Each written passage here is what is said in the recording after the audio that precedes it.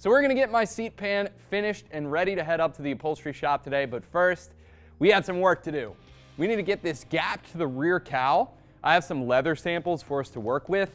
Then we need to clean this up in the blast cabinet, and after that, we're going to get it into epoxy primer, and last but not least, we're going to make it look nice and keep it sealed away from any rust with a top coat of 2K Aerospray Underhood Black. Going to be a nice little project, so let's get into it. So first things first, we needed to trim this so that once the seat is covered in leather, it flows nicely into the rear cowl. Now, I have the bottom portion of the seat pan sitting exactly where I want it to be. As you can see, I have 5 rubber bumpers underneath the seat pan. 2 reasons for that. 1 is vibration dampening, a little bit more comfortable with those. And 2, it's that it lifts the rear seat up a little bit so there's plenty of air underneath for the upholstery shop to work with and wrap under and staple to.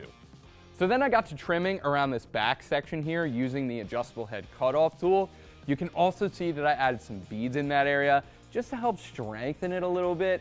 I also had some other areas to trim, like where the bottom of the pan transitions into the rear section of the pan. Took care of that, and we're all set as far as trimming goes. So, time to get this thing cleaned up in the B100 blast cabinet.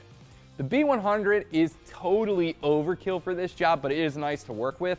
You get a nice big fat window, tons of light, comes with its own vacuum unit for clear visibility into the cabinet. There's a boatload of space inside, more than enough to work with like 2 wheels at once. And the clamshell door makes getting big items in and out very easy. It did a great job of stripping off all that dirt, debris, leftover factory paint, and welding dust. All right, so next up, we need to get this thing prepped up for paint. I'm gonna start wiping this down with some pre-painting prep. We actually just released the new pre-green painting prep.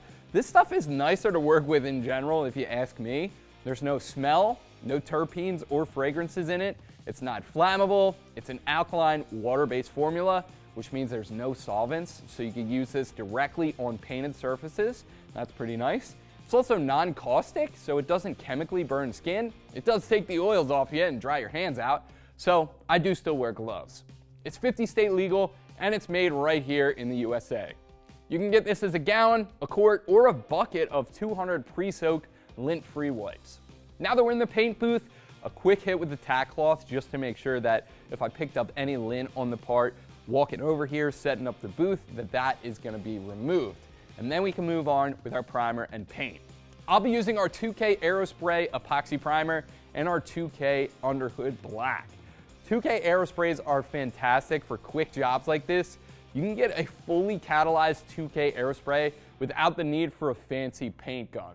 You only need a rattle can, and there's no cleaning a paint gun when you're done, which is super nice.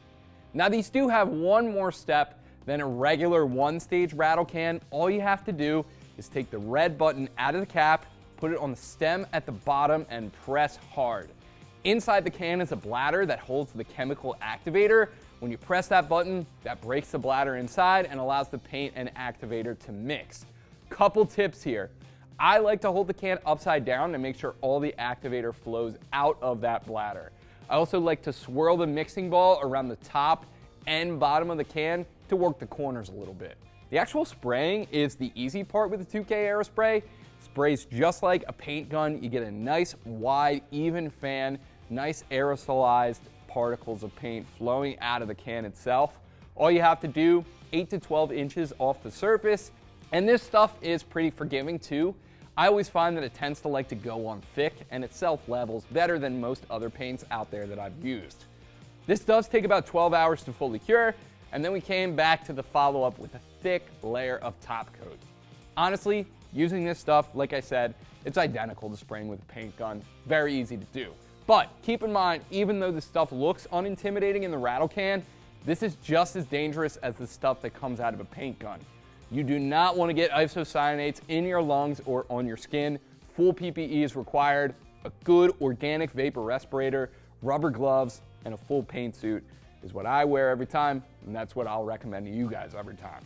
So here's the results. Here's what it looks like after 12 hours of fully curing. Nice thick coat of black paint on there. Got a good gloss level to it. Kind of a shame you're never gonna see it. It's gonna be wrapped in foam and leather, but it looks good nonetheless. Press the button to subscribe to our YouTube channel. We're giving away a MiG 180 welder at 500,000 subscribers. Also, check out our channel as well.